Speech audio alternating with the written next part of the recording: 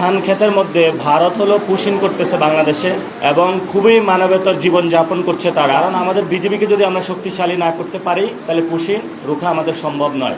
আমি সীমান্ত এলাকায় গিয়েছিলাম, শূন্য রেখা যেটা সেখানে হলো ধান ক্ষেতের মধ্যে ভারত হলো পুশিং করতেছে বাংলাদেশে এবং খুবই মানবতার জীবন যাপন করছে তারা। যেখানে হলো তারা বাংলাদেশিদের কাছে খাবার চাচ্ছে, কেউ পানি চাচ্ছে।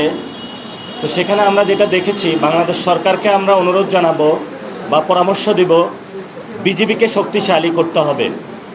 আমরা ইতিমধ্যে দেখেছি আমাদের বিজেপিতে ড্রোন ডেপ্লয়মেন্ট হয়েছে, বিভিন্ন নতুন ভেহিকল পেট্রোল কার ডেপ্লয়মেন্ট করেছে সরকার। প্রায় 60,000 বিজেপি হলো বর্ডারে ডেপ্লয়মেন্ট হয়েছে। আমরা মনে করি সরকার আরও শক্তিশালী পদক্ষেপ নেবে, কারণ আমাদের বিজেপিকে যদি আমরা শক্তিশালী না করতে পারি তাহলে পুশিং রুখা আমাদের সম্ভব নয়। দ্বিতীয়ত যে বিষয়, আমরা পুরো বাংলাদেশের জনগণকে আহ্বান জানাবো যে সীমান্ত এলাকায় আপনারা বাংলাদেশের পক্ষ থেকে একটা মানব প্রাচীর তৈরি করেন। এই মানব প্রাচীর ভেদ করে যাতে ওই পার থেকে কোনো সন্ত্রাসী, স্মাগলিং অথবা যারা চোরাচালান করে বাংলাদেশের অভ্যন্তরে ঢুকে ক্রিমিনাল অ্যাক্টিভিটিস না করতে পারে, সেই ক্ষেত্রে আপনারা যথাযথ ভূমিকা নেবেন এবং আমরা আশা করব সরকার এই বিষয়ে উদ্যোগ নেবে। তবে আমি যেটা দেখে এসেছি, সরকারের ভূমিকা সীমান্তে খুবই অপ্রতুল এবং সরকার সীমান্তে নজরদারির ক্ষেত্রে খুবই স্বল্প ভূমিকা পালন করছে এবং এই ক্ষেত্রে 3 জন মন্ত্রী বক্তব্য দিয়েছেন।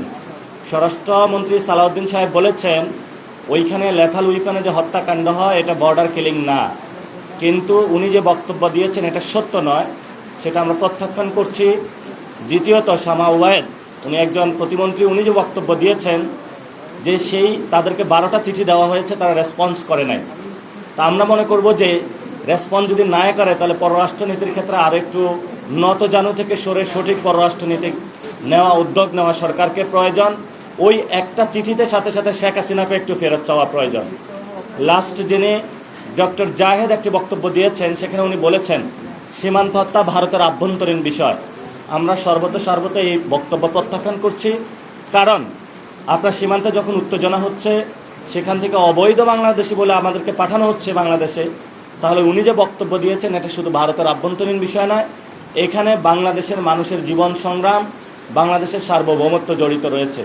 আমরা সরকারকে বলবো দ্রুত উদ্যোগ নেওয়ার জন্য এবং 32টা জেলা ইনশাআল্লাহ একযোগে পুরো বাংলাদেশের সীমান্তে আমরা প্রতিবাদ সমাবেশ করব, মানব প্রাচীর তৈরি করব।